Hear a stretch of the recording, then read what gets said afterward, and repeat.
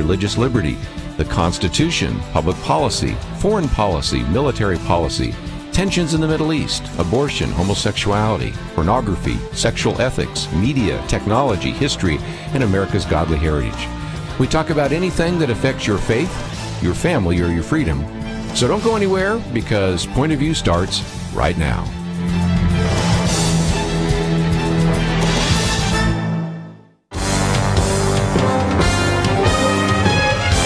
Across America, live, this is Point of View.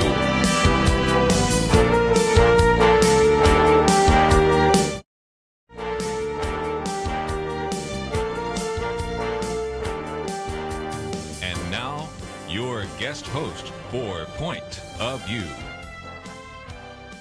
Well, good morning and welcome to Point of View. This is Merrill Matthews. Got a number of topics to cover today, and we are going to start out. We are pleased to invite to our have with our microphones today Angela Paxton.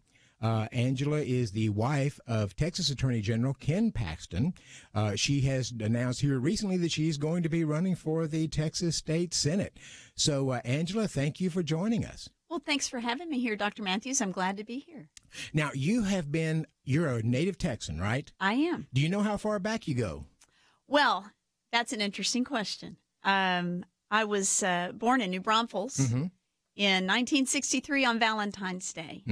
And the very next day, I was in Fort Worth, Texas with my new family because I'm an adopted child. So I do know that over the years, I've learned a little more about my birth family, and that happened in a very kind of a dramatic way, I guess, for me. But my adopted parents were both native Texans and had their families had been in Texas for many generations. So now, so you were educated in Texas, also, is that right? That's right. That's right. You went to college at Baylor University. Baylor University. That is where I met the suave and debonair student body president, and we had our very first date at Sing. And anyone from Baylor would know that's a big event in the spring. And anyway, that was our very first date, and I have to say it was pretty much love at first sight. When both of my daughters graduated from Baylor, now you were a math major, right? I majored in mathematical science. Is that different than just a math major? It was a math, computer science with a little bit of business in it. It was sort of designed to be a technical degree that had a little bit of business so that it would provide some opportunities to move up in management as well.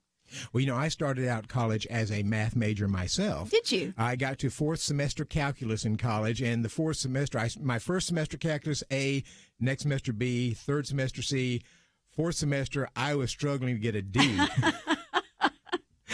Cal 4, I remember Cal 4. I think the one that just has the most interesting title is abstract algebra. Oh, yes. We would start, you have the graph where you've got X and Y axis. Then you go to 3 dimensions. I could understand that. Then you started going to 4 dimensions. But when you went to nth dimensions, I could not understand that. It just got so bizarre for me that it just didn't make any sense for me. My friends told me, if you can get past 4th semester calculus, you've got it made. But I said, my problem is I'm not sure I can get past 4th semester calculus. So I changed over to economics. Well, the easy class, right? Economics. So, well, I'm glad that you did, because we certainly need people that understand economics. No, it's funny, actually. I went to Baylor with the intention of being pre-med, and all my life I'd grown up thinking that's what I wanted to do, to be a doctor. And when I got to freshman orientation and I went to the pre-med orientation, as I was sitting in the assembly there, presentation, it dawned on me as they're talking about, everything, the laying out the plan of what it means to go to medical school and to become a doctor. I sat there and I realized I don't want to go to school that long. I perhaps should have thought of that beforehand. It was kind of interesting. As I sat there, though, I thought, you know what, if that is an obstacle for me, if I'm thinking about that right now, I don't think that that's where my passion is. And so what I did was I went and met with my advisor and talked with them, and they said, well, you're sort of in this math sciencey world already. Your degree plan is. So, our suggestion would be that you kind of stay with that, but just pay attention to what you like, what you don't like. And so that's what I did. I just took the classes that really grabbed my attention. And if I liked a class, then I would take something further down that road. And lo and behold, by the end of my senior year, I had majored in mathematical science. So anyway, that's how it happened. So you were born in 1963, so you're going to college then in the early 80s, is that correct? Yes, I graduated from high school in 1981. At that time, mathematical science, engineering and math was still typically a male-dominated subject, right? So you went into something that was typically male-dominated. Did that work out well? Did you find any hitches or anything in that? Well, there were two females in the major. My friend Lib, she and I. So we studied together a lot, and it is definitely still, I think, tends to be more male dominated, but changed a good bit, I suspect. By now. But it has, and when I graduated, actually, I had interned with IBM, and this degree was just right up the middle for doing something like being a systems engineer or whatever. And that really was my intention. And my senior year at Baylor, I was offered a position at my church as the college intern. And so I did that. And as a result was offered a position as a youth director. And so I found myself, trying to weigh out the direction of my life, right? Am I going to go this direction in the business world? Am I going to go this direction in ministry? And of course, I was raised. Those are not ministry and profession for the believer. Those are not separate things. Right.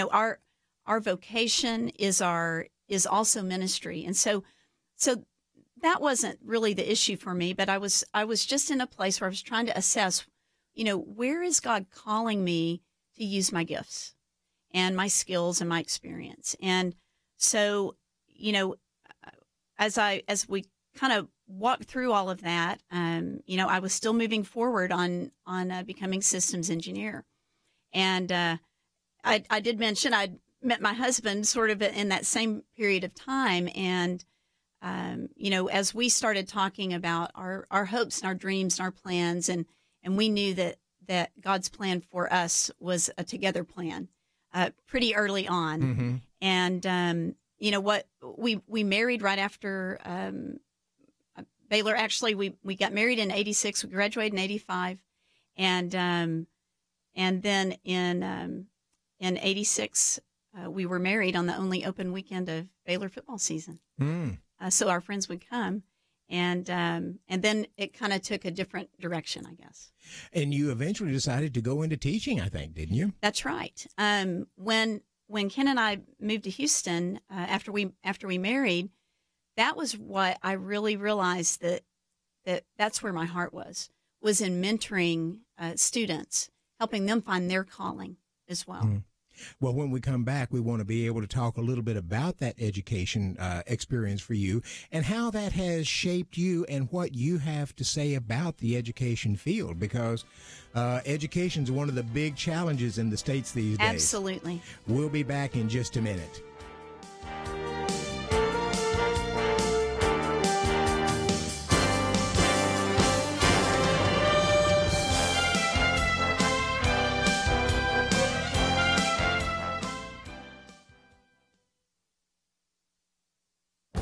This is Viewpoints with Kirby Anderson. A commentary in The Hill by Dr. Merrill Matthews had a title that was guaranteed to get your attention: When Obamacare Costs More Than Leasing a Rolls-Royce. He was on my radio program recently to talk about that article and many other issues dealing with tax reform. Matthews was talking to a friend who is also a tax policy expert living in Northern Virginia. his friend started looking at his family health insurance options. He was horrified to discover that a Care First Blue Cross Blue Shield Gold Level HMO with a $1,000 deductible would cost $2,500 per month.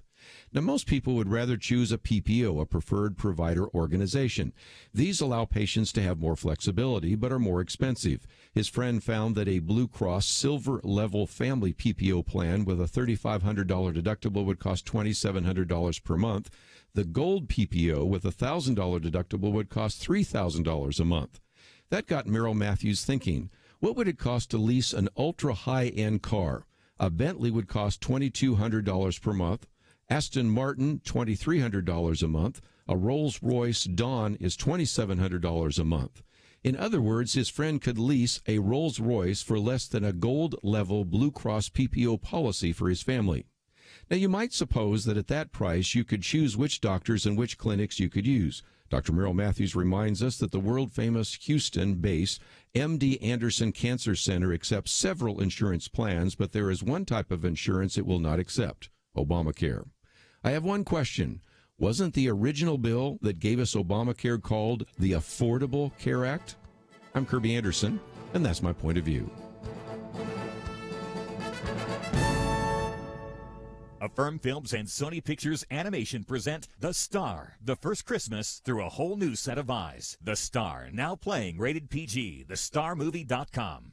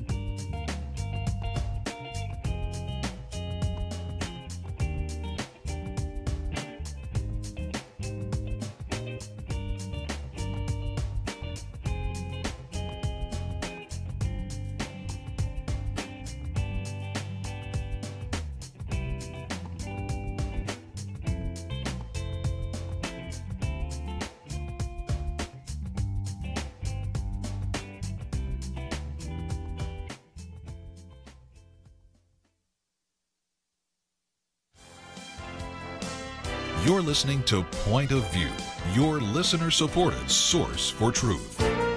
Welcome back to Point of View. This is Merrill Matthews sitting in today, and with us today is Angela Paxton, a lifelong Texan and a candidate for Texas Senate. And we're talking a little bit about her life and experiences, and we left with a break with talking about you moving to teaching. Now, you have taught in public education, in private education, private Christian education, and homeschooling. So tell us, how did you get involved in the education? I mean, what drew you into education, and how has that worked for you? Well, you know, I think I had always had a lot of respect for education, and for my teachers. My teachers had such a big impact on my life, and gave me confidence to go into a field that there weren't a lot of young women in to begin with. And especially in the math area. Exactly. And so, you know, I had just always appreciated the encouragement that those teachers had poured into me. And so, you know, when Ken and I married, we moved to Houston, I went back to school, and because my undergraduate was in mathematical science, I was not certified to teach. So I went back to the University of Houston, Clear Lake, and did my master's in education. And did my student teaching in Houston in computer science, and that has been my career ever since. So we were in Houston for a few years before we moved to the University of Virginia, where Ken went to law school. Right. While we were there, I taught public school. I taught high school math, SAT prep, geometry, physics, algebra 1, algebra 2, you know, I taught everything. It was funny, actually. We were there for 3 years, and because it was a small school system where I taught, and I wore a lot of hats. If you looked at my resume just after my first 3 years, it looked like I'd been teaching about 15 years because of the number of courses that I taught while I was there. But loved teaching, loved working with students, encouraging them challenging them to really be their best, and working with parents as well. And when you came back, you came back to Texas? We came back to Texas, and I continued in teaching in public school. We started our family not long after we got back to Texas, and actually the last year that I taught before we started having our children, we have 4 children, I taught at my old high school. I taught at Mansfield High School. There was, I think they have 4 or 5 high schools now, but there was just one when I was there. And I taught in the math department and in the science department. And both of those chairs who had hired me were my former teachers. So it was a lot of fun being there. We started our family, and I was home with our kids, and I did a lot of tutoring for students during that period of time. And then when our oldest, Tucker, was approaching kindergarten, I guess when he was 3 or 4, we started talking about how we wanted to educate our children. And my sister-in-law and my brother had homeschooled. Their oldest was a year older than our oldest, so they had begun homeschooling. And I knew a couple of folks that homeschooled. As Tucker was approaching kindergarten, I thought, I'd like to try this, I think. And part of that, of course, kindergarten was not mandatory in Texas. And I thought, I think he can come back from it if I just really don't do a good job. But we loved it. We loved it. And so I taught all 4 of my kids to read. What a blessing. Great memories from that. And then I guess as we hit kind of later elementary school, we moved our children into our public school that was in our neighborhood. Now, your homeschooling, was that in the early 90s then? So let's see. That would have been, I guess that's about right. Kind of actually mid to late 90s. And homeschooling was taking off at that time in ways that we hadn't seen.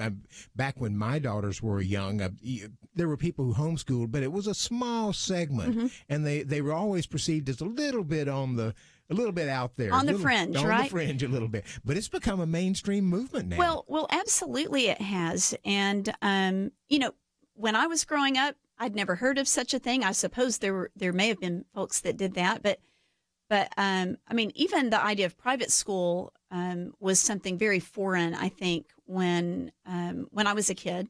I don't know if there was I'm sure in the area where I grew up, there are probably private schools now, but that was never even something we thought about. Everyone went to public school, and I felt like I got a great education in the public school system where I grew up. But one of the best things, I think, that was brought about by the entire homeschooling movement is that the education of your children should be something that you choose deliberately. It should be a conscious choice. It shouldn't be, this is my zip code. It should be, what's best for my kid? What does my kid need? And what's best for our family? And so as it turns out with our children, with our 4 children, not only have I taught in all 3 of those different ways of schooling, but we've educated our children that way. So I mentioned we did homeschool through part of that time. And at the time that our kids were coming into school, we had moved to the McKinney area in Collin County, where we still live. We've lived there for over 20 years. And there were a lot of homeschoolers in our area. And so one of the things that I did like about that in Collin County, where we lived then and continue to live, is that regardless of how you chose to educate your children, you could find a lot of other families who were doing the same thing. And so, I know one of the things people have always brought up about, I think is perhaps a downside of homeschooling is that, the children won't be socialized. We never lacked for other kids and other families for our kids to be around and do things with and learn with and everything else. So really enjoyed it. When our oldest was going into 8th grade, we started looking around for something with one of our kids. We just felt like they needed something a little more structured, and so we started looking at some other options. And actually, I and all 4 of our kids went to Legacy Christian Academy, and that was 12 years ago.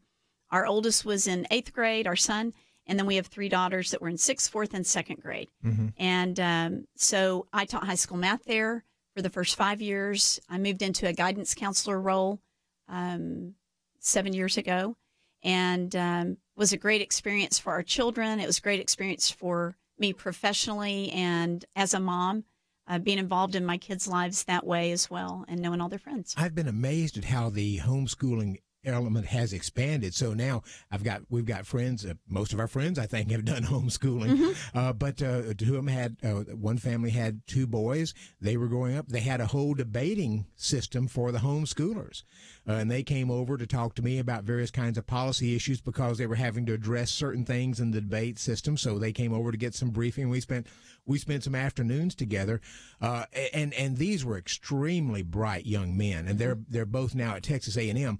But it always struck me that there's a shame in that you sort of have this self-segregation. Some of these really bright people come out and go homeschooling, and the public schools actually miss the benefit of some of that because they would have been helpful to other students had they been there.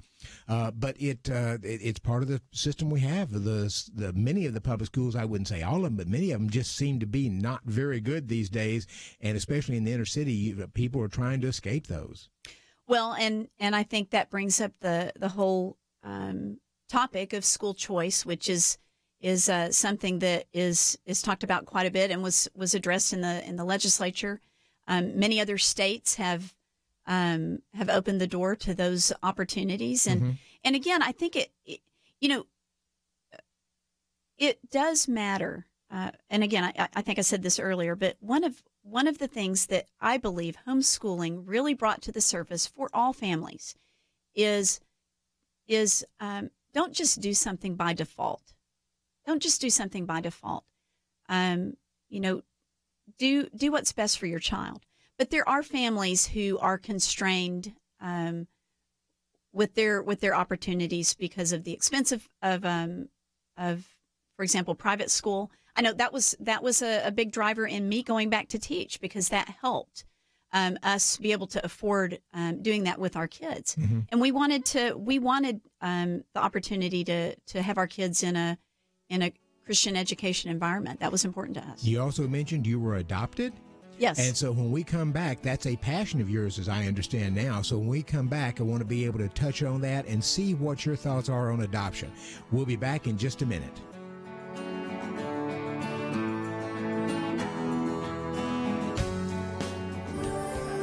Affirm Films and Sony Pictures Animation present The Star, the fully animated story of the first Christmas, told through a whole new set of eyes. Bo the donkey and his stable of animal friends follow the star to become some unlikely heroes. That light, that's the star. This is where it's been leading me. What's his name? His name is Jesus. The Star, now playing. Rated PG, parental guidance suggested. More information is available at thestarmovie.com. If you were homeless and on the run, all because you love Jesus, would you want Christians to step up and help? Our family in the Middle East, the cradle of our faith, is in desperate need because of ISIS and other persecutors.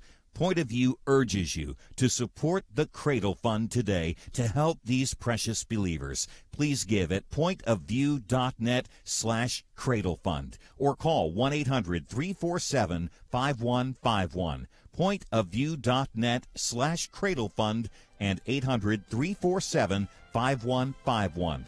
Or write Cradle Fund in the memo of your check to Point of View, Box 30, Dallas, Texas 75221.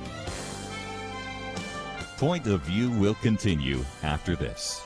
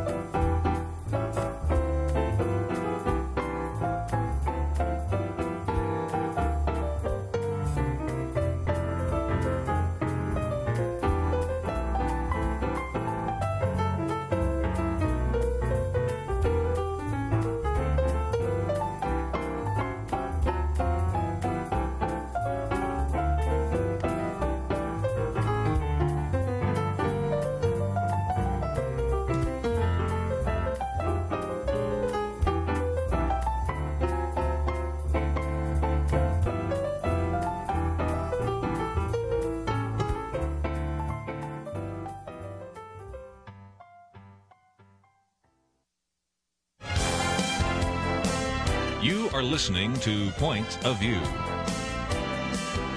The opinions expressed on Point of View do not necessarily reflect the views of the management or staff of this station.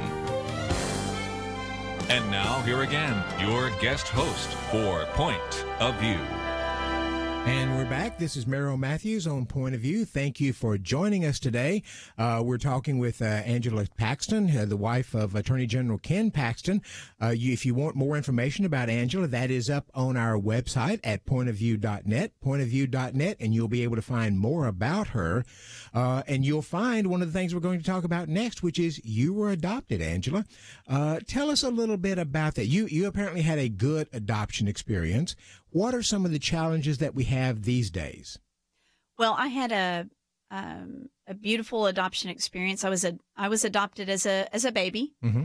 and Very early as a baby, right? Yes. In fact, growing up, my birthday is Valentine's Day, Mhm. and so we always, of course, celebrated my birthday on Valentine's Day, but we also celebrated February 15th, which was my anniversary day with my family. And I was just talking with a family the other day that they also celebrate the anniversary day when their child was placed with them. But yes, I was adopted as an infant. 2 years after I was born and adopted by my family, my little brother was adopted as well, not any blood relation. In the same family. In the same, yes, in my family. And so, I grew up with, I tell people all the time, I wouldn't trade places with anyone. I grew up in a family with two parents that loved me, that loved the Lord, that I think were very deliberate parents because they just were always very aware that they might not have ever been parents and wanted to be parents very much. And so they really they invested themselves in being parents, and they were great parents. Adoption is a state issue, I think, typically. So it varies from state to state as to what their policies are. Mm-hmm. Does Texas have good policies? Do we help in the process of adoption and so forth? Are we good at that? Well, I think there are a lot of different ways that people pursue adoption. It sometimes has gotten more complicated. I think a place where adoption is desperately needed is in our really dealing with our foster children. Mm-hmm.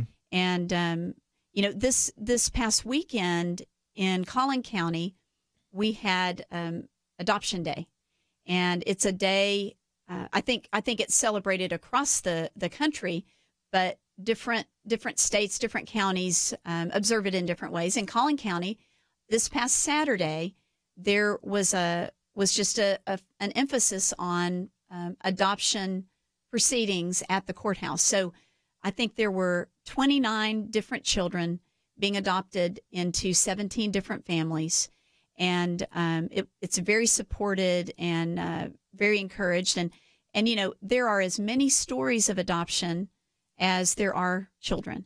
As we were there in the opening ceremony, I looked around in this crowded room, which must have had 200 people in it, and there were families that had mixed races. There were families that had, healthy children with disabilities. There were families that had older children, young children. I wish I could have sat and just talked to all of these people. There are so many different stories. But the thing that everyone was there to do was to become a forever family. And of course, that is the thing that is so important about adoption is the permanence of a family that it provides for a child. Is adoption harder today than it was when you were adopted? I think it sometimes can be. In my particular case, it was a private adoption. And so which means it was arranged through an attorney. It wasn't through an organization, an adoption agency, or anything like that. My brother's adoption was through an adoption agency. And your adopted parents may or may not have known your birth parents? Right. In my case, they did not know really much about my birth family at all. All that they knew was that she was a college student and wasn't married when she became pregnant with me. And so, of course, that's what I grew up with. I always knew that she had made a noble choice for me. It made a lot of sense to me that that adoption had been chosen for me. And it was something that I always appreciated and respected about my birth mom. And it was something that my mom and my dad always, I think, really lauded about the decision that my birth mom made. So, you know, when an adoption takes place, there are no guarantees. There's certainly no guarantees. There are no guarantees in life. But I have always been very, very thankful that it was what God had for me. And I think on a spiritual level, it's always been important to me because in a sense, well, not in a sense, but very literally, this is our relationship with our Heavenly Father. It's an adopted relationship. And that analogy is used frequently by the Apostle Paul. And so I think it's something that for me as a person, I always connected with as something very special, but I also connected with it on a spiritual level. Now, I've seen families who I've got friends who adopted two. They wanted small children. They went to China to do that. Children coming from India. There was a while, I don't know that that's still the case, of Russian children being adopted here. I know a few who've adopted some African children. Is there a country that's easier to work with? Is the international adoption done because it's harder to adopt children here, or is there just not enough here so that people are going overseas to find someplace else? I do think that is one of the drivers sometimes in an international adoption, is that the waiting time is so long in the United States. How long is it? Well, it can vary. And again, it depends on the organization. You know, I know for me, my mom told me that it was 6 weeks from the time that they began the process of adopting me. I wasn't born yet when they began, you know, working out the arrangement, but it was 6 weeks before I was born.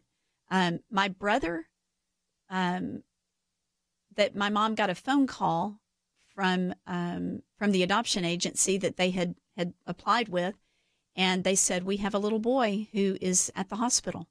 And my mom said, "Well, I need to call my husband."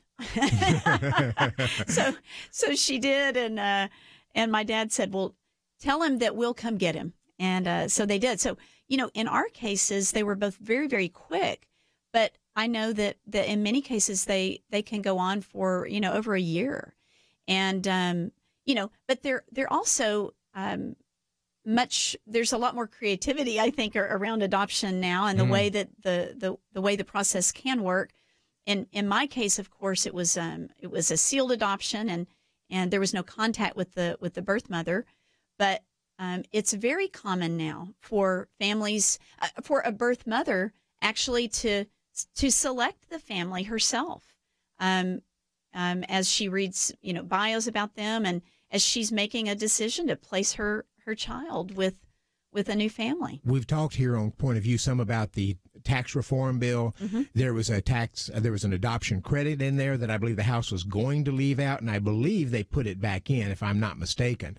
It can be expensive to adopt children. What kind of prices are we talking about? Well, it just depends, and I haven't seen any recent numbers, but I will say this: a family that is willing to adopt is they are very invested in that child, and you know, it's an important thing, and it is a very expensive thing. I think one of the great opportunities for the church is really the need for adoption for foster children. And as Ken and I have been around the state, and by the foster children, typically a lot of times parents want infants, but there are a lot of children out there who are no longer infants who need a home. That's exactly right. That's exactly right, and that's exactly what I'm talking about. But all children need forever families. They need a family that they know is going to be there for them. This is something that most of us take for granted, and so but the psychological impact of that on a child's development, the emotional development and impact, and I think the potential spiritual impact of that is tremendous for Christian families who are wanting to grow their family or give back to take in a child who needs a family, who's perhaps not an infant. Good. We'll continue that in just a minute. We'll be back.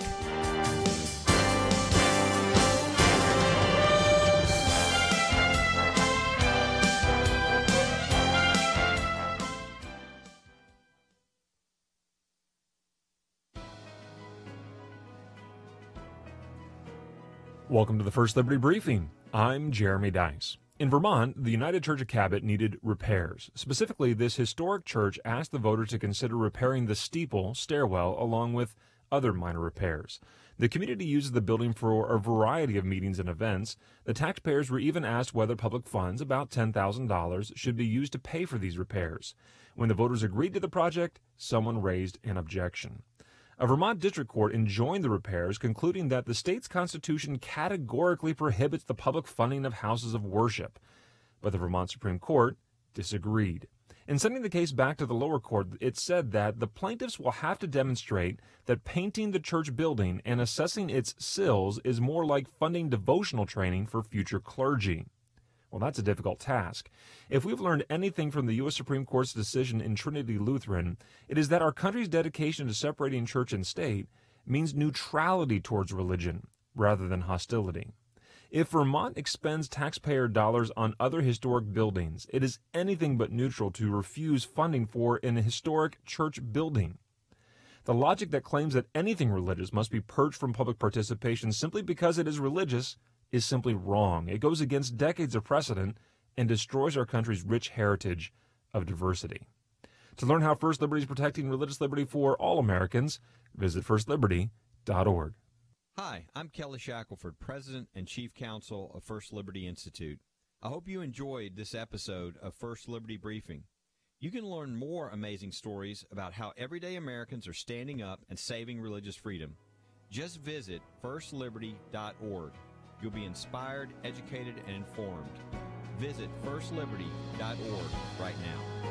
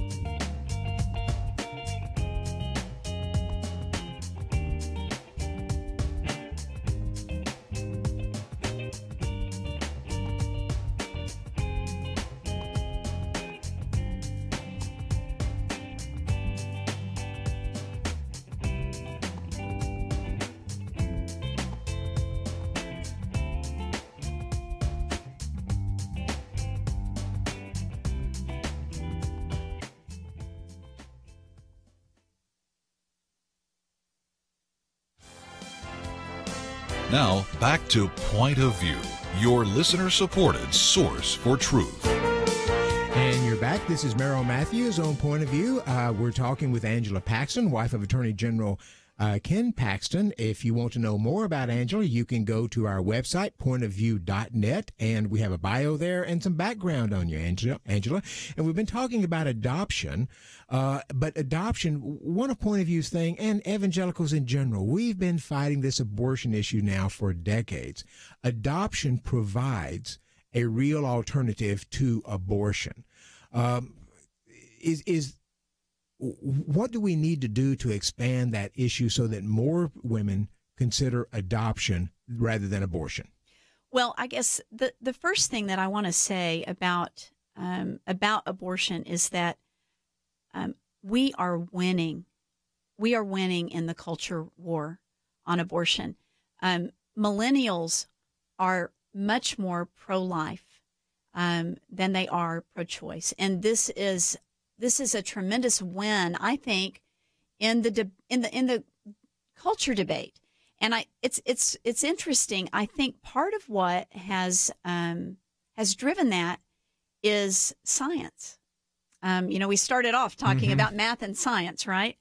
But I do think that one of the tools that's we've been able to use, those who fight for life, is the sonogram. And you can't argue with a sonogram. And I think that we all know that through the years, abortion can win when truth is suppressed and when women are lied to. I am thankful, so thankful that my birth mom, her parents, again, I mentioned she was a college student. She wasn't married.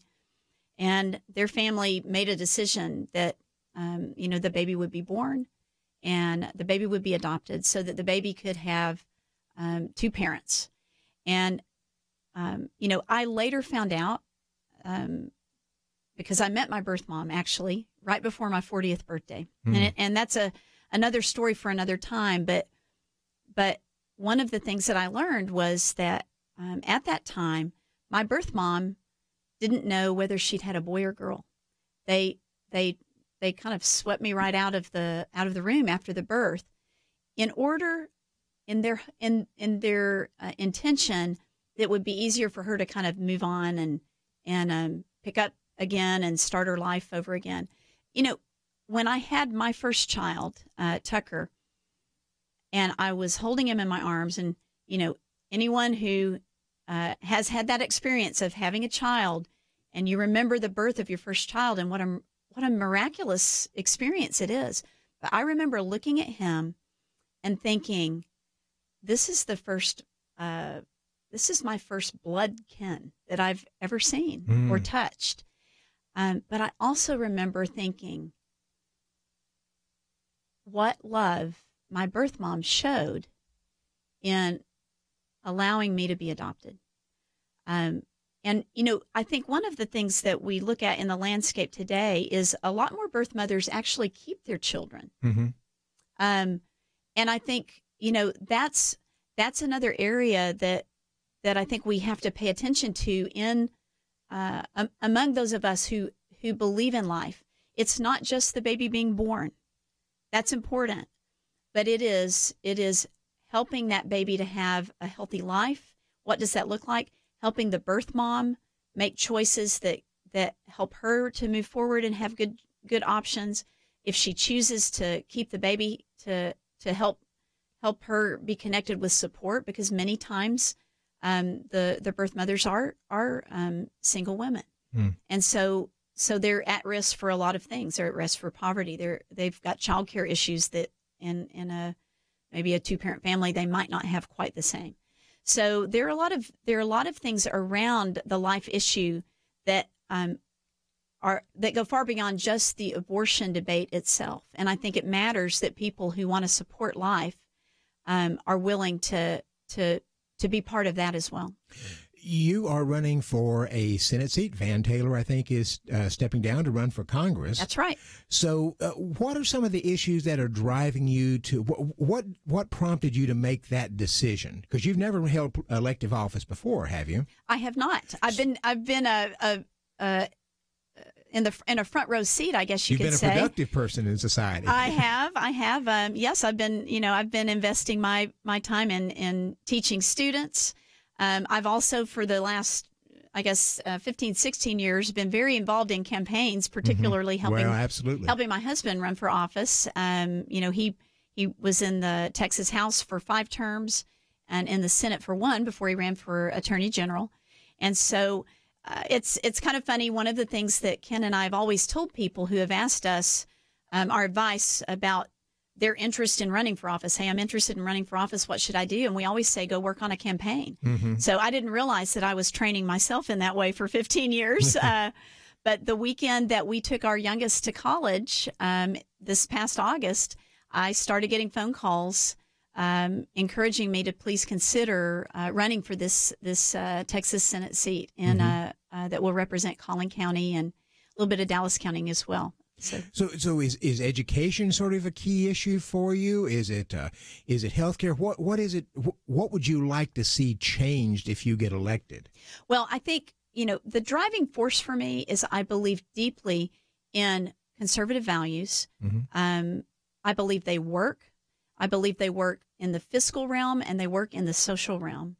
I also believe deeply in representative government, in selecting someone from among ourselves who is a part of the community to go and represent us, and then they come back and they live under those things that they have that they voted on. And when you vote, you're not just voting on ideas and as if it's an academic exercise, but you're making decisions that affect not just people, but people friends and neighbors with names and faces. Typically in Congress, the issue is the House can pass things, the Senate can't seem to get anything done. This past session in the Texas legislature, the Senate seemed to be able to do lots of things, and the House couldn't seem to do anything. Yes, and I have to say the landscape has changed. Speaker Strauss has announced that he is not seeking re-election, and so there's going to be a major change in leadership without question in the House. The Senate has been very conservative and has been very effective, but has been blocked really by the lack of the ability to move forward because of leadership in the House. And so there's great opportunity as we come into the next legislative session. I think at the top of almost every state poll that I've seen, and I know it's true in my district, is property tax relief and reform. Which they failed to pass last time. That's exactly right. And so I think there's opportunity for that. And then, of course, as we've been talking, a great passion of mine, which is education. And that affects a lot of things. It's part of most families because their children are in schools. And so all families want good schools for their kids. It's going to involve the debate on school choice. It's going to involve a debate on school funding. And so I think education is a big part. We spend 52% of our general revenues on education, and yet we actually only have 2 senators with any sort of background in education. So I look forward to bringing an informed perspective to that. Well, we certainly need it. I think there's a lot of schools in Texas that are doing well and many that do not.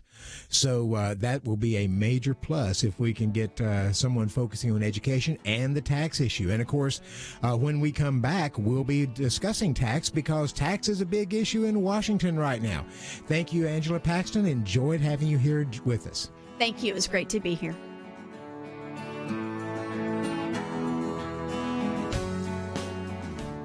Modern life is go, go, go, and Point of View is absolutely ready to go with you.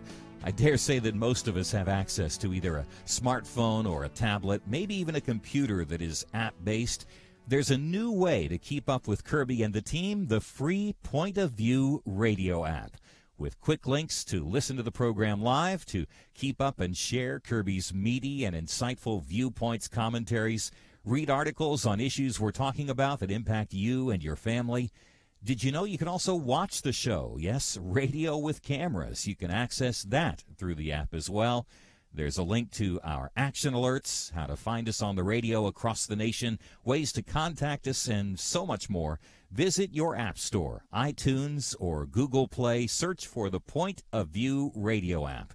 There's no reason not to take us with you. The free Point of View radio app, available now for Apple and Android devices. And when you get it loaded, there's one more button I'd like you to press, the one that says Donate Now. Join Truth Team 360. Support us financially as we support you with the truth that you need. Point of View will continue after this.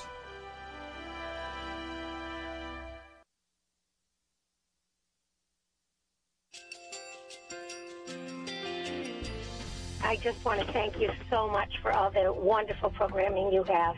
You're just absolutely fantastic. I recently started listening to Point of View, and I really found it interesting because of the different subjects you cover. Thank you for that. I really appreciate everything that you do in keeping us informed.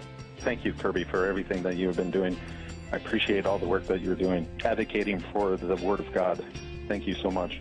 Point of view, I think, is absolutely necessary because it's a Christian perspective, a biblical worldview perspective, and receive very current, up-to-date information about what is really going on, week to week in our culture, which is changing so rapidly, and yet it's morally sliding backwards.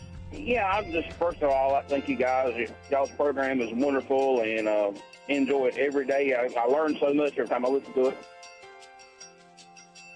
Point of View Radio Talk Show.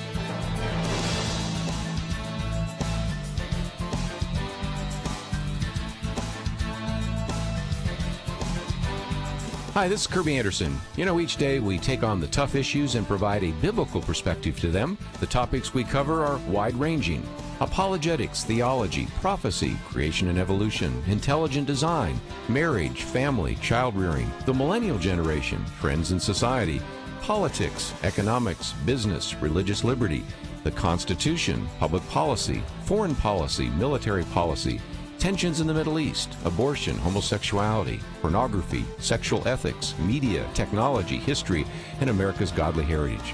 We talk about anything that affects your faith, your family, or your freedom. So don't go anywhere, because Point of View continues right now.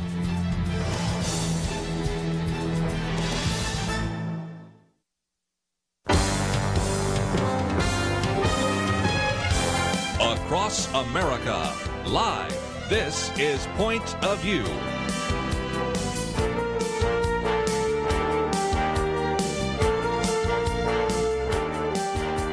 And now, your guest host for Point of View. And thank you for joining us. This is Merrill Matthews. We're at Point of View, and we had our first hour with Angela Paxton, wife of Attorney General Ken Paxton, talking about a number of things there, especially adoption. And we're back now to take on a different issue: tax reform. That has been the big issue swirling around Washington the last few weeks. The Republicans were able to pass their version out of the House. It now goes to the Senate. Part of the question is, what's in that tax bill? Is this good for us? Is this good for the country? And to join us to talk a little bit about that is Tom Giovanetti. Tom Giovanetti is president of the Institute for Policy Innovations. Been there, I think, maybe 20, 25 years or so.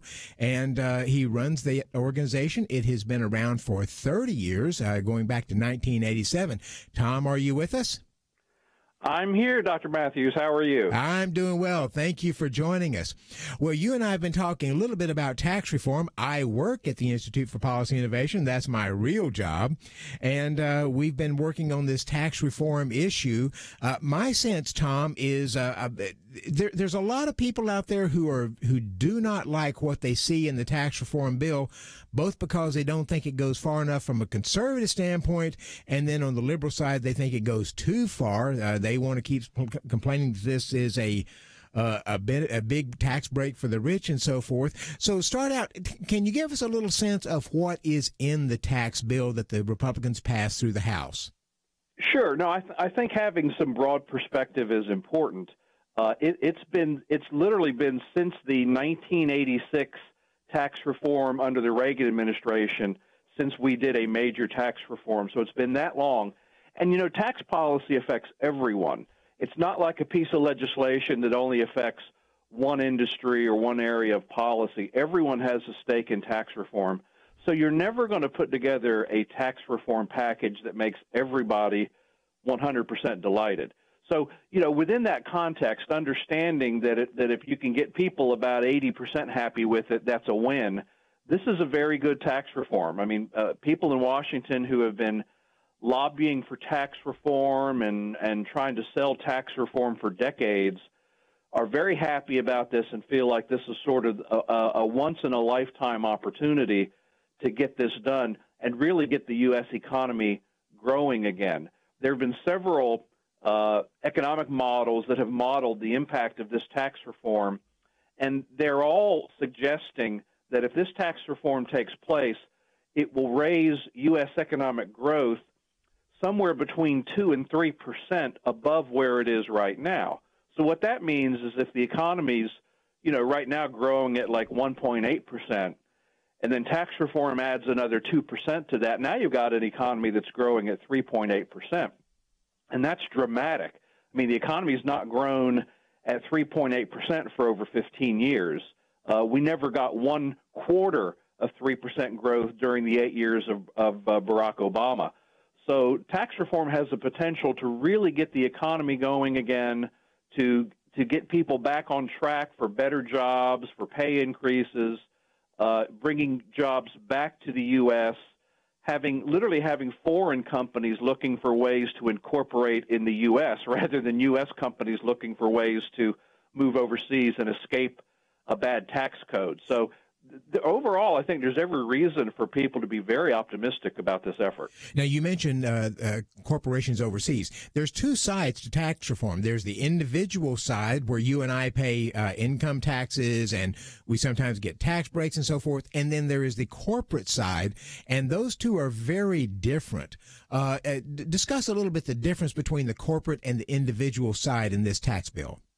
It's a very good point. I mean, you need to think about our tax code as almost like two tax codes in one. There's, as you say, the individual side, and then there's the business side.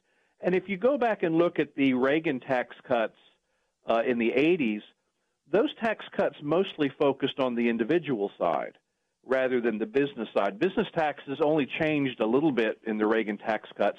It was mostly on the individual side.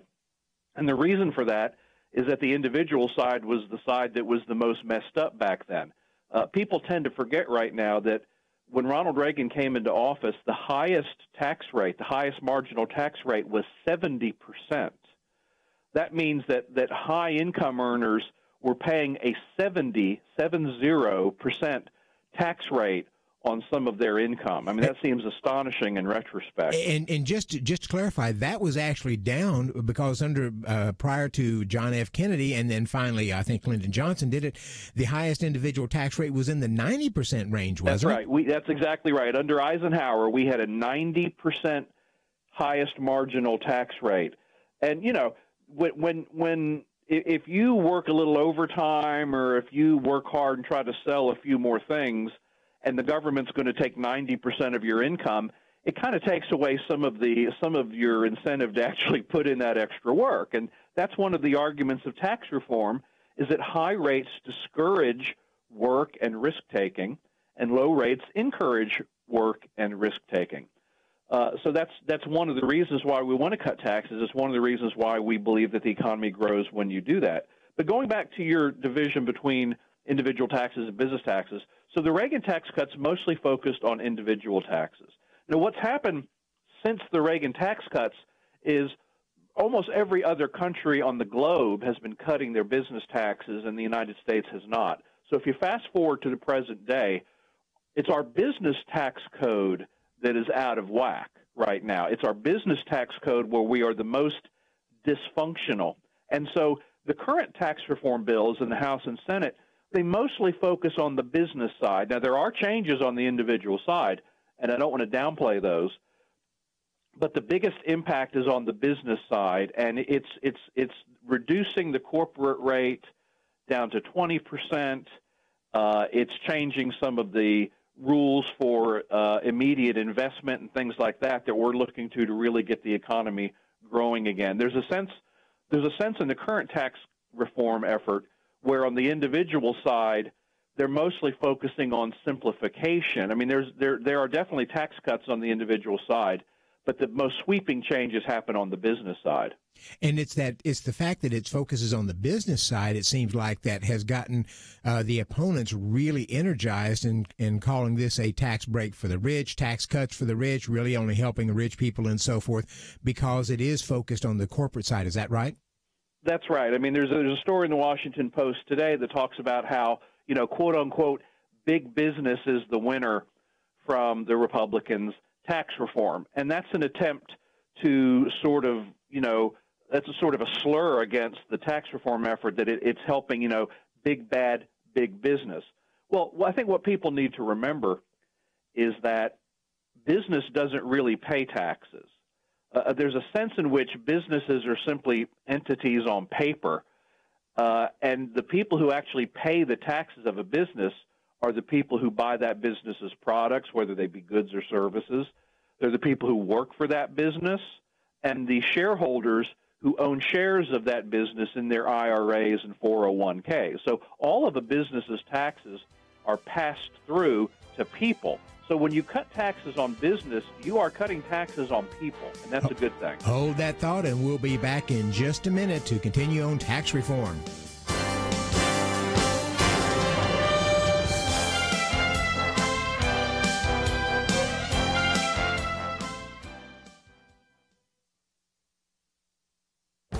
This is Viewpoints with Kirby Anderson.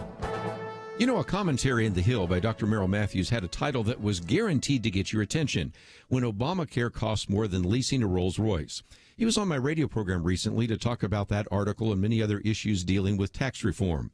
Matthews was talking to a friend who is also a tax policy expert living in Northern Virginia. His friend started looking at his family health insurance options.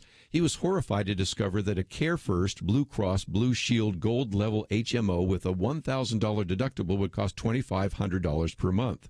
Now, most people would rather choose a PPO, a preferred provider organization. These allow patients to have more flexibility, but are more expensive. His friend found that a Blue Cross Silver Level Family PPO plan with a $3,500 deductible would cost $2,700 per month.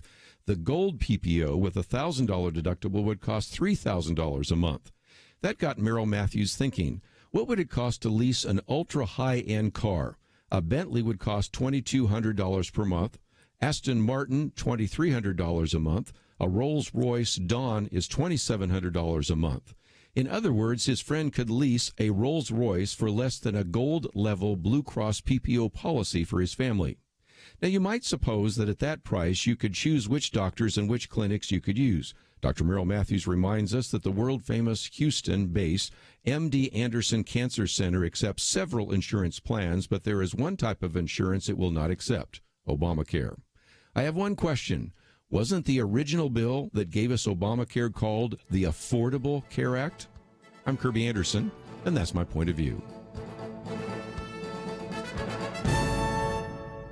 Affirm Films and Sony Pictures Animation present The Star, the first Christmas through a whole new set of eyes. The Star, now playing rated PG, thestarmovie.com.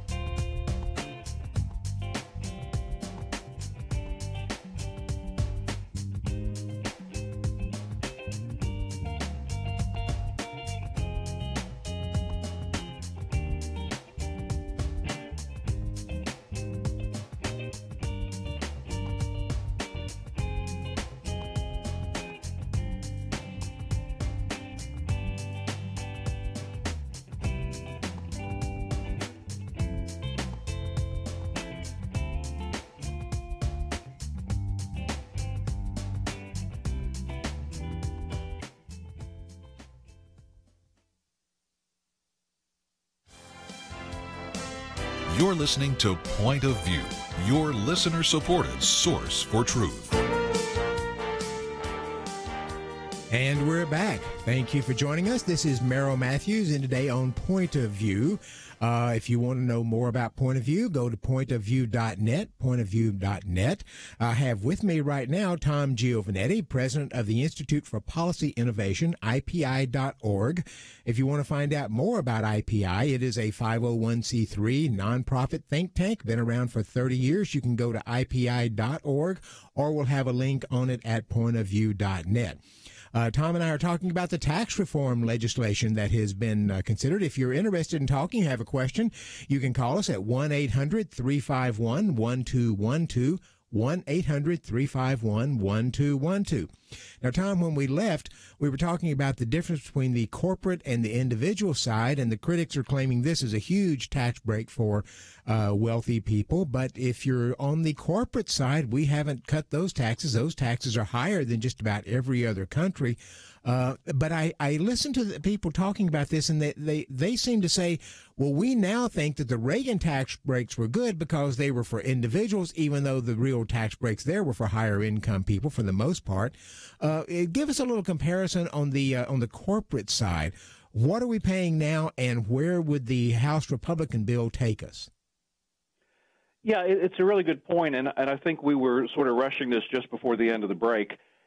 You just can't emphasize strongly enough that for a business, their taxes are just an expense like any other expense.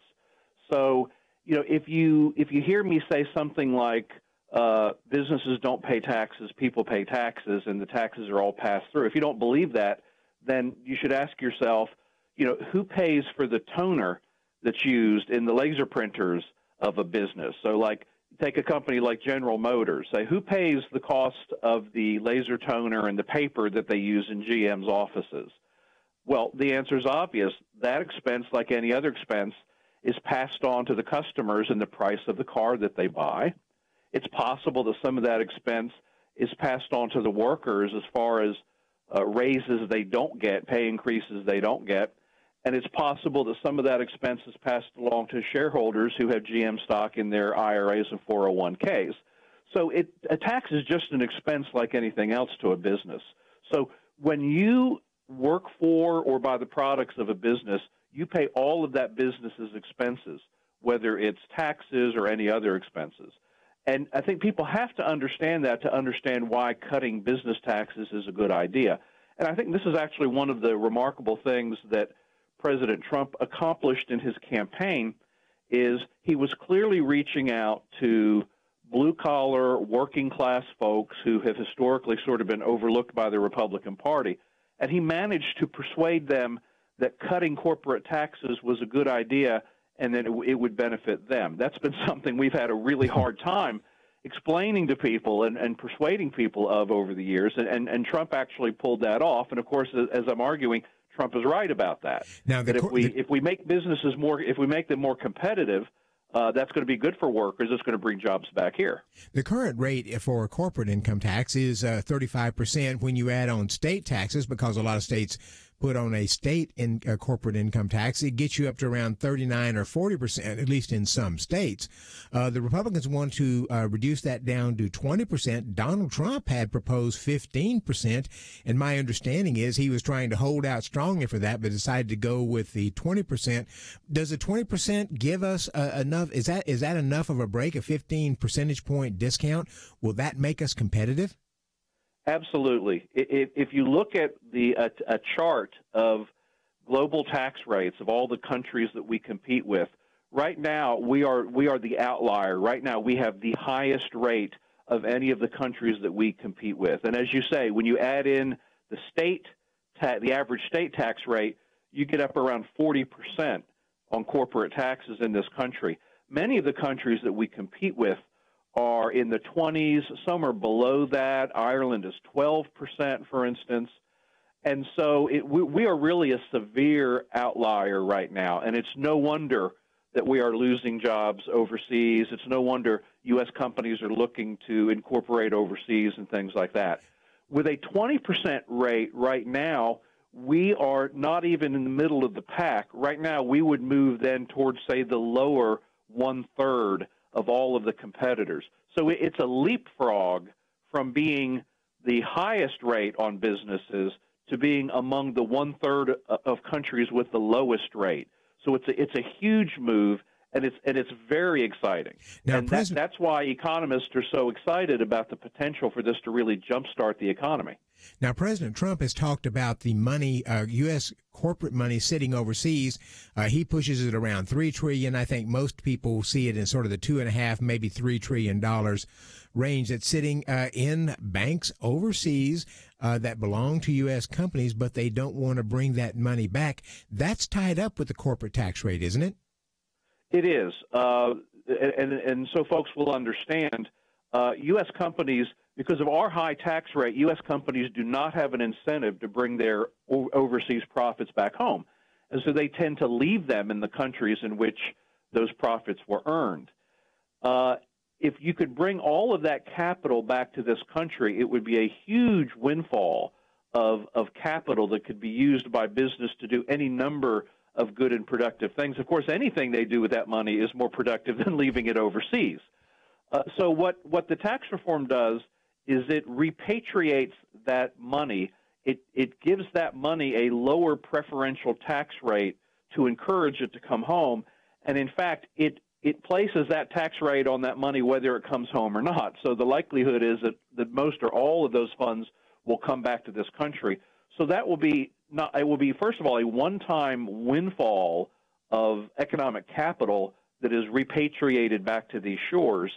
But then the long-term permanent changes in the tax reform will encourage companies to bring home their foreign profits on a regular basis rather than having them accumulate overseas.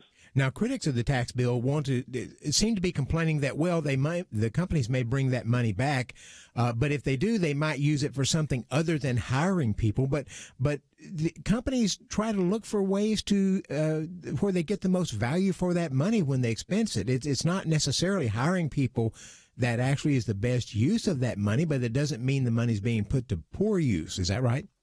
That's right. I mean, there's no incentive for a business to waste money. So businesses are going to take that extra capital and they're going to use it in a way that they think is the most efficient for them to use it, whether that is expanding, building new plant, whether it's hiring new people, whether it's buying another business and combining with another business. Some businesses may choose to increase the dividend that they're paying to their shareholders. I mean, some businesses may actually do like one-time special dividends to their shareholders. I mean, businesses will make different decisions about that money. But as I said earlier, almost anything a business would do with that money is better for the U.S. than having it, sitting in a bank account in France. So we really shouldn't second-guess those businesses, I think, about what they do with the money. And the important interaction here is that because other changes in the tax reform will encourage businesses to invest. For instance, there's a change in the tax code that will give businesses a 100% deduction right up front for any money that they invest, 100% expensing. When you combine that with the repatriation, we are giving businesses reasons to take that extra cash and immediately invest it. And it's that business investment is what drives our economy. It's not the government that drives our economy. It's not politicians that drive our economy. It's not government spending that drives our economy. It's private business investment is what makes our economy grow. It's what creates jobs and creates new businesses. And so we want business to invest. And so I think there's every reason to be optimistic that much of that overseas capital would immediately go into new investment. One of the bizarre things about our system is because when businesses depreciate things over time, they could be buying software or computer or other technology, and they're taking several years to depreciate that to take it off their books. But it may be outdated in a year or two, and they're still depreciating it. If you look at our tax code right now, it almost looks like it was purposely designed to inhibit economic growth. It almost looks like it was purposely designed to discourage businesses from investing, because you're right. I mean, our tax code requires businesses to depreciate things over 15 and 20 years and sometimes 30 years. And sometimes the effective life of those investments is only 5 years or 10 years, but they have to leave them on their books in depreciation for 20 years. So it almost discourages businesses from actually investing. In fact, one of the reasons right now that a lot of businesses will lease equipment rather than buying equipment is because the tax code makes it more profitable for them to lease the equipment than to buy the equipment. So after this tax reform, there are businesses who will make the decision to purchase rather than lease because of the changes in the tax code. We'll be back with our discussion with Tom Giovanetti in a minute.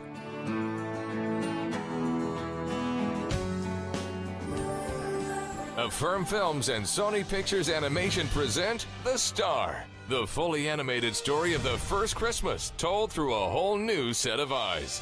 Bo the donkey and his stable of animal friends follow the star to become some unlikely heroes. That light, that's the star. This is where it's been leading me. What's his name? His name is Jesus. The Star, now playing. Rated PG, parental guidance suggested. More information is available at thestarmovie.com. If you were homeless and on the run, all because you love Jesus, would you want Christians to step up and help? Our family in the Middle East, the cradle of our faith, is in desperate need because of ISIS and other persecutors. Point of View urges you to support the Cradle Fund today to help these precious believers. Please give at pointofview.net/Cradle Fund or call 1-800-347-5151. Pointofview.net/Cradle Fund and 800-347-5151. Or write Cradle Fund in the memo of your check to Point of View, Box 30, Dallas, Texas 75221. Point of View will continue after this.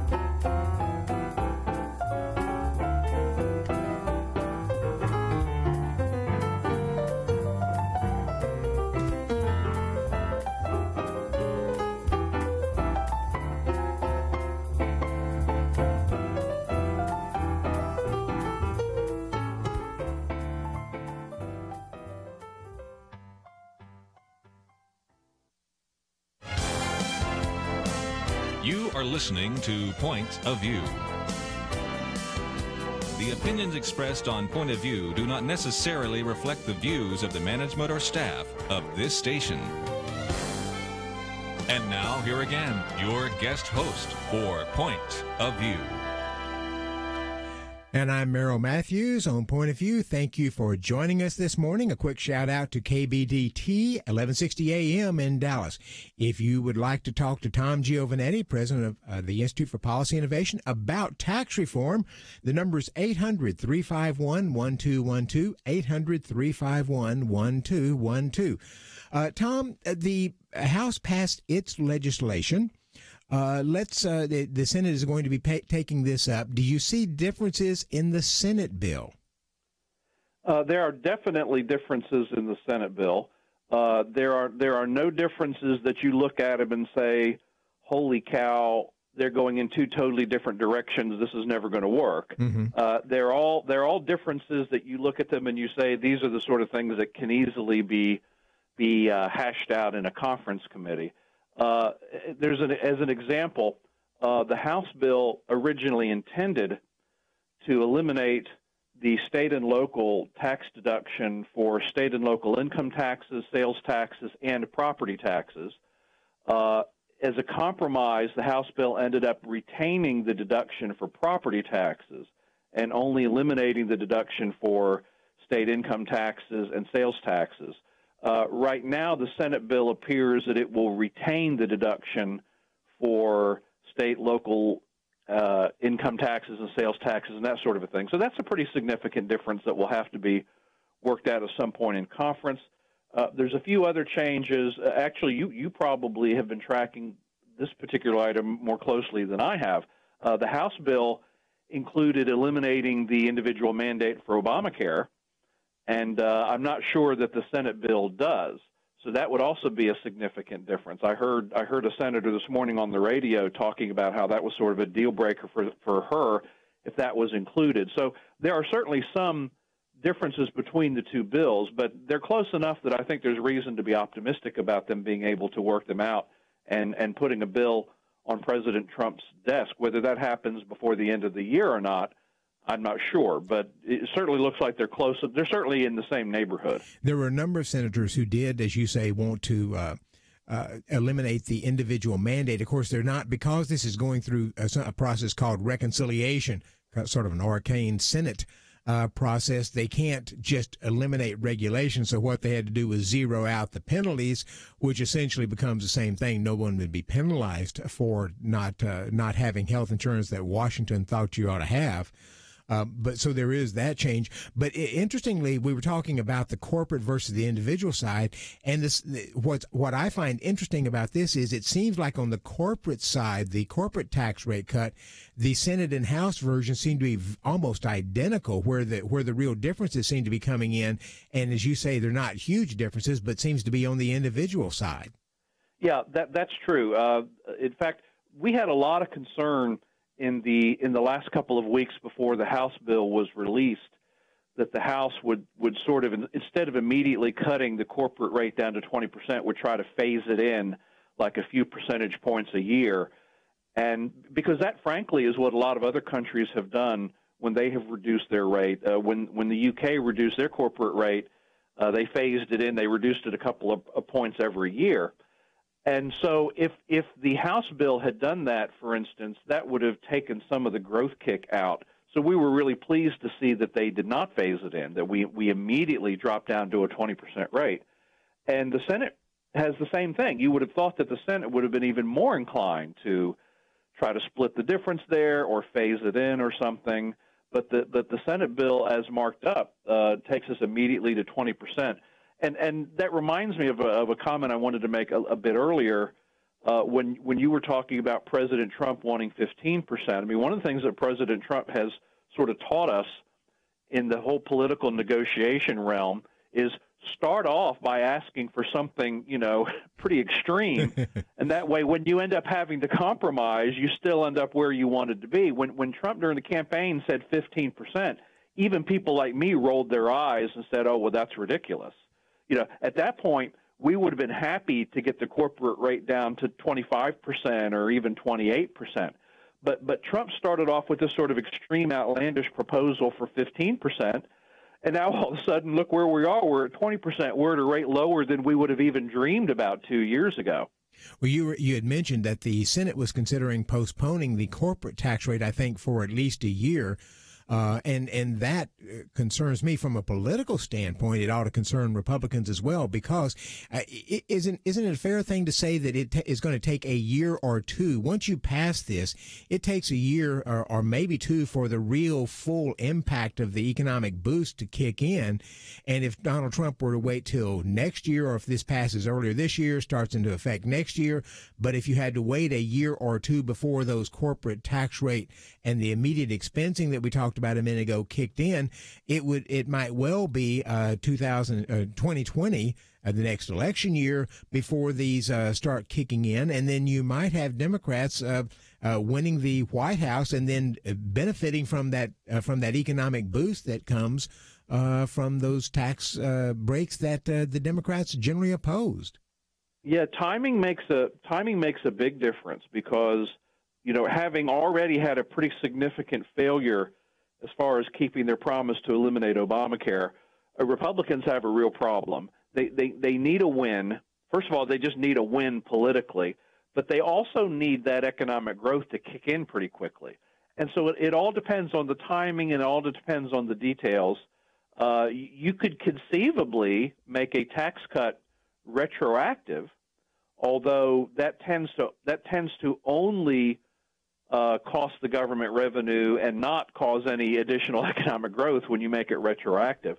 So it does seem like the earliest conceivable year that these changes could take effect is probably 2019. I think some people are hoping that they would even take effect in 2018. That's possible, but that's pretty unlikely. The Treasury Department would say that they need 4 to 6 months just to write the regulations based on the new tax laws as they're passed. But you're right. The Republicans do need this timing to kick in pretty quickly.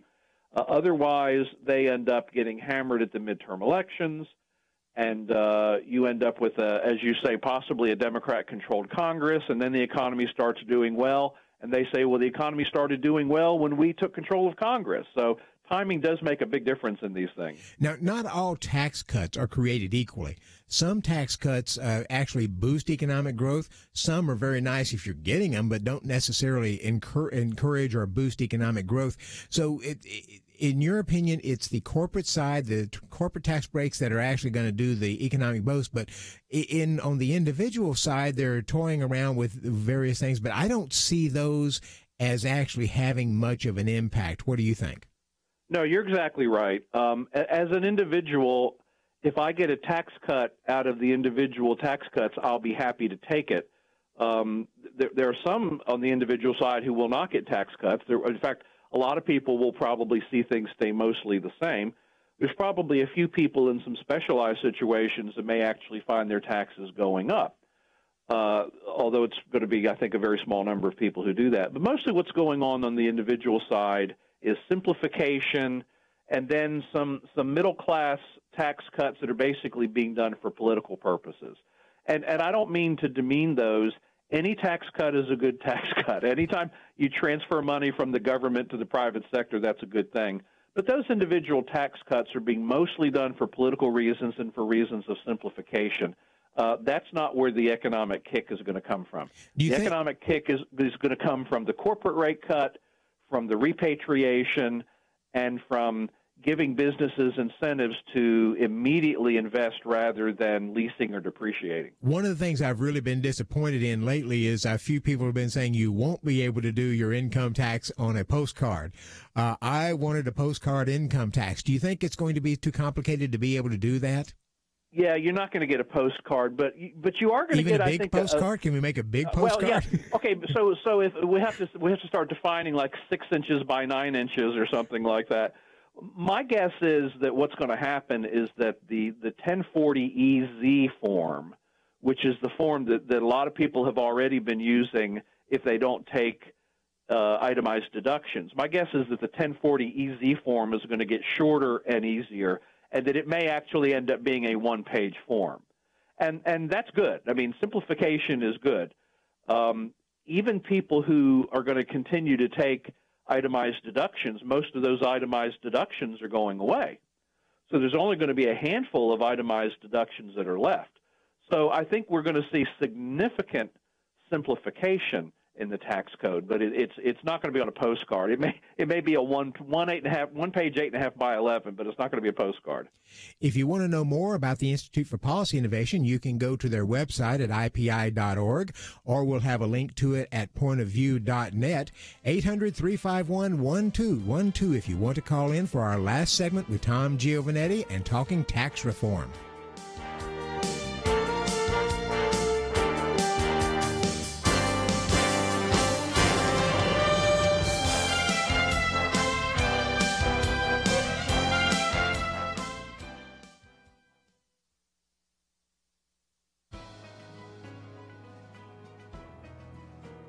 Welcome to the First Liberty Briefing. I'm Jeremy Dice. In Vermont, the United Church of Cabot needed repairs. Specifically, this historic church asked the voters to consider repairing the steeple stairwell along with other minor repairs. The community uses the building for a variety of meetings and events. The taxpayers were even asked whether public funds, about $10,000, should be used to pay for these repairs. When the voters agreed to the project, someone raised an objection. A Vermont district court enjoined the repairs, concluding that the state's constitution categorically prohibits the public funding of houses of worship. But the Vermont Supreme Court disagreed. In sending the case back to the lower court, it said that the plaintiffs will have to demonstrate that painting the church building and assessing its sills is more like funding devotional training for future clergy. Well, that's a difficult task. If we've learned anything from the U.S. Supreme Court's decision in Trinity Lutheran, it is that our country's dedication to separating church and state means neutrality towards religion rather than hostility.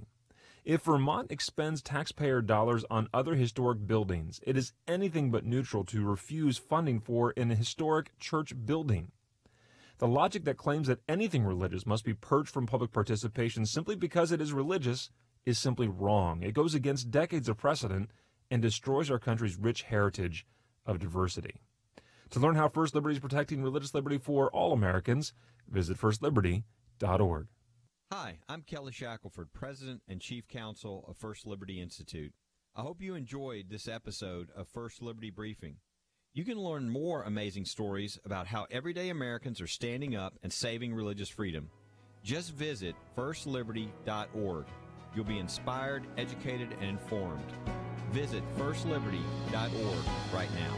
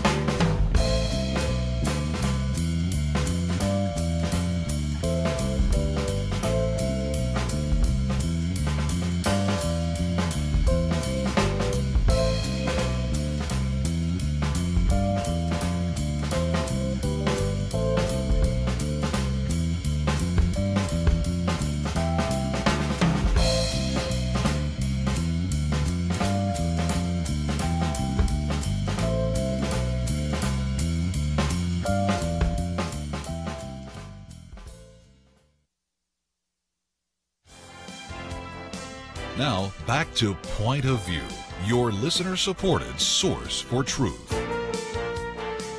And we're back. I'm Merrill Matthews. Thank you for joining us. We're on our last segment with Tom Giovanetti, president of the Institute for Policy Innovation, and we're talking about tax reform issues.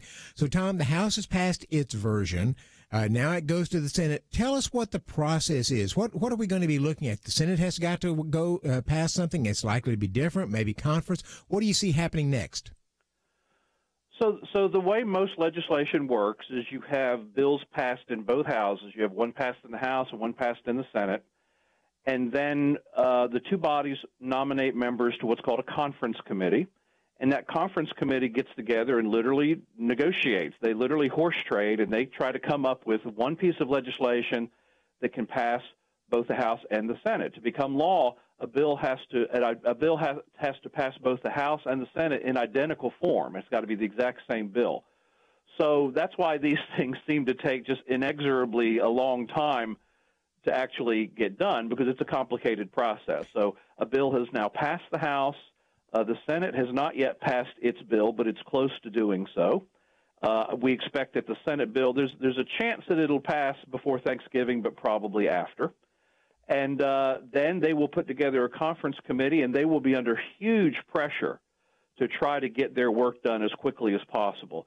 They'll be put under pressure to get that work done for a lot of political reasons, not the least of which is the Senate election in Alabama, where if Judge Roy Moore is defeated by the Democrat, the Republican margin in the Senate gets reduced by another vote. And the Republican margin in the Senate is already pretty narrow. So Republicans need to add to their majority in the Senate, not lose members. And every member that they lose makes getting the tax reform bill done harder, and every one that they add makes getting it done easier. So they'll be under a lot of pressure to get that done quickly. People will talk about trying to get a vote held before the end of the year. I think it's unlikely that that will actually happen. My guess is that the final vote in Congress on tax reform will happen sometime early in 2018. But it's possible that you'll be seeing one of these late-night votes in the last few days of 2017 on tax reform. Now, you mentioned the narrow majority that the Republicans have in the Senate. I've heard Senator Ron Johnson of Wisconsin. He's come out and said he's a no on this because of the small business tax issue. Lisa Murkowski is concerned about the elimination of Obamacare. She wants to have a vote on something. Susan Collins, I think, is concerned about the elimination of the mandate. It looks like we're tight on the number right now, but you think it's liable to slip through the Senate? My guess is that something passes the Senate, at least in the first round. Now, whether the actual conference bill can pass the Senate or not, anybody who predicts success coming out of the Senate this year has been proven wrong, because it's turned out that, it seems like any one Republican senator can stop anything that they want to for any reason that they want to. So the likelihood, though, unlike Obamacare, there's so many people in these states who are actually dependent on Obamacare for getting their subsidized insurance and that sort of a thing. I mean, Obamacare resembles an entitlement more than anything else, and people don't like to let go of their entitlements. I think tax reform is a different critter. I think there's generally more support for tax reform than there is for eliminating Obamacare. So I think that those senators, I think that they'll find ways to appease those senators, and my guess is that tax reform is going to be successful in some form with some details changed and some amount of horse trading that goes on. It's an interesting point that you make, because as commentators have talked about this, they said, well, you think health care is reform. What about taxes? That affects everyone. But I always had a sense that that there was probably more momentum for tax reform, more support, less division among Republicans, and so that tax reform might even be a little easier than the health care reform. And it sounds like you think that might be the case also. Yeah, I think that's true. Normally what kills tax reform is you'll have one or two industries or business groups who feel like they're getting screwed over, and so they're the ones who stop it. But once we got the rate all the way down to 20%, that pretty much made all the business groups happy. So this has actually sailed through the gauntlet of business groups and the Chamber of Commerce and that sort of thing. And when listeners hear me say that, they shouldn't think that means that there must be something wrong with it. Remember, the whole point of tax reform is to try to reform the corporate and business side. Even the Obama administration recognized rhetorically that needed to be done. The problem is they were looking for tax reform as a way to increase government revenue rather than as a way to actually cut taxes. It's a good point. I think you're right. The tax reform is in some ways simpler than Obamacare repeal, and I think we have a reason to be more optimistic about it. It's a good point, because Barack Obama proposed reducing the corporate tax rate down to 28%. Republicans are proposing 20%, but he wanted to eliminate various types of tax breaks with that, but in order to gain revenue rather than potentially lose government revenue. Talk a little bit about the revenue aspect of it here. They can go about $1.5 trillion over 10 years. I found a whole new interest among Democrats who seem to be concerned about the federal debt now that didn't seem to be concerned about it over the last 8 years. What is it about being the party that's not in power that makes you suddenly care about debt and deficits? It seems like whatever party is in the minority, they suddenly become just very, very concerned about debt and deficits. And debt and deficits are serious problems, but as we at IPI have argued for decades now, we have a spending problem, not a revenue problem. The problem is not that revenue is too low. The problem is that spending is too high. And the fact of the matter is that if you can get the economy growing significantly faster than it has been for the last decade or so, that will actually result in increased revenue coming to the government. The next step for Republicans, should they be successful in passing tax reform, And should they somehow be successful at retaining or even increasing their congressional majority, the next test for Republicans will be restraining federal spending, and are they serious about that or not? If they are, I think we can have our cake and eat it too. We can have tax reform and economic growth and also eliminate deficits. If they're not serious about it, we can look for deficits and debt to just continue to expand. It's one of the most important points I think you've made, which is you can bring a lot of things into balance just by controlling federal spending. The Republicans haven't talked about that much. Donald Trump said he wanted to control federal spending. He introduced a budget earlier this year, which lowered it, I believe, by $54 billion in some areas, but then turned around and raised it in defense. So it sort of was a net wash. But you can address a lot of this by cutting federal spending.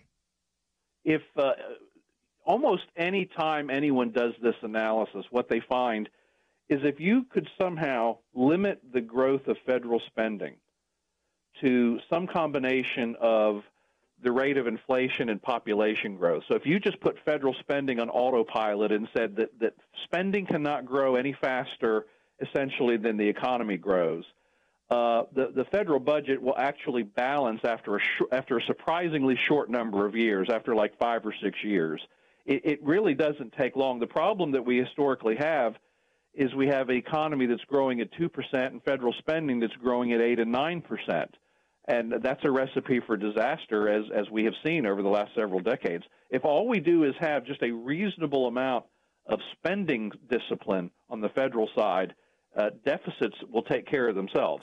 Well, thank you, Tom Giovanetti from the Institute for Policy Innovation, for joining us here on Point of View. Excellent discussion, and we'll see what happens on those tax reform issues. Well, you're listening to Point of View. You can join us, or you can go online and find us at pointofview.net. You could also find more about IPI at ipi.org or pointofview.net. This is Merrill Matthews. Thank you for joining us.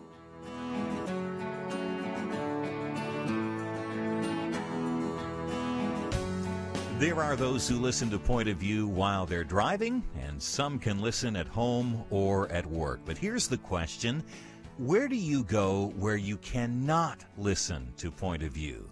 Well, if you have the app, the free Point of View radio app, the answer is just about nowhere. This is an on-the-go world, and now wherever you go, Point of View goes with you.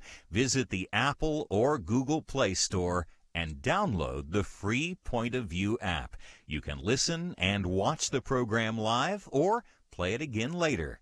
Get Kirby's Viewpoints commentary. Click the Take Action link. Learn about important issues and make a difference in this world.